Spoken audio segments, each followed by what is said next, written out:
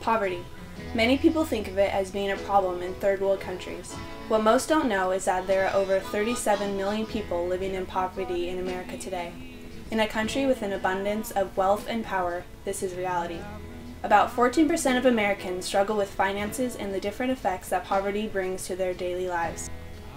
In my life, I have seen poverty in many different ways. Because of this, I have set out to learn why it happens and what I can do to change it. I interviewed Linda Jackson, a mental health specialist who has a lot of experience dealing with people in poverty. Well, I notice poverty in three different ways. I think the bottom level of poverty is the homeless, and they're on our bike paths camping out. The majority of people become homeless because of eviction or natural disasters, as well as many other causes. 10% of homeless people have many episodes of homelessness, but for short periods of time. Another 10% have few episodes of homelessness for long periods of time. 25% of the chronically homeless have a form of physical disability or health problem. 20% have a serious mental illness, and at least 40% have substance abuse issues. And then the second level of poverty are the ones probably most noticeable to all of us is driving down certain areas of town. Every town has their east side or west side, the side that is least popular and looked at as being poor. It's shabby areas, run-down apartment buildings or homes. The second level of poverty is the most visible to the general public. These people are able to get their most basic needs met, but tend to get caught in a cycle of poverty and are unable to get out. And then there's the third level of poverty that I consider the hidden level. And those are people that are still living in their homes. They're not able to make it on their incomes. They live on credit cards for as long as they can. They try to keep up the attitude of being okay. This level of poverty is not easily recognized.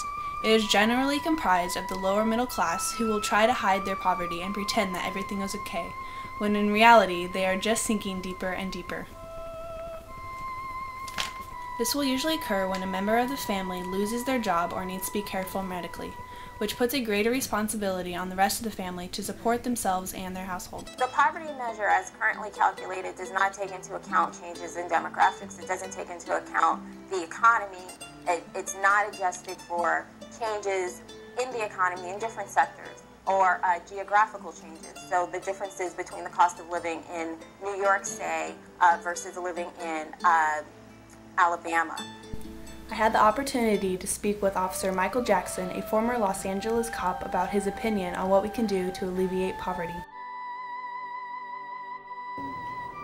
My advice to somebody who wants to get out of poverty is get off your butt. Go to school.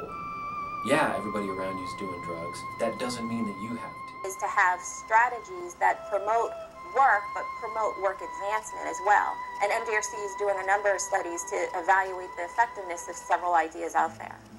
I do think of poverty as society's cancer, and there is no cure for it. There's treatment for it, but right now we're not even treating it. We're just doing the band-aids. We're maybe having food banks, some shelters,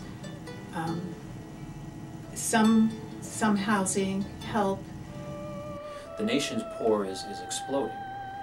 The number of poor people that we have, just over the years, it's growing. And yet we're giving them welfare, we're giving them reduced rent. Every government program that comes along to help the poor, it doesn't help the poor. What it does is it keeps them poor, because, you know, if these two people are married and have a kid, they can't have as much money. She doesn't get as much money in her check as if she's a single mom. And so now we've got a system that is encouraging this family to be broken up. We're encouraging this kid to not have a father around because there's not as much money coming in from the government if dad's there. I learned that there's an incredibly high number of Americans living in poverty, even when many of them seem to be hidden. Although poverty is an issue that we will never be fully able to abolish, we can no longer allow it to be the problem that it has become. This country was originally meant to be the land of opportunity.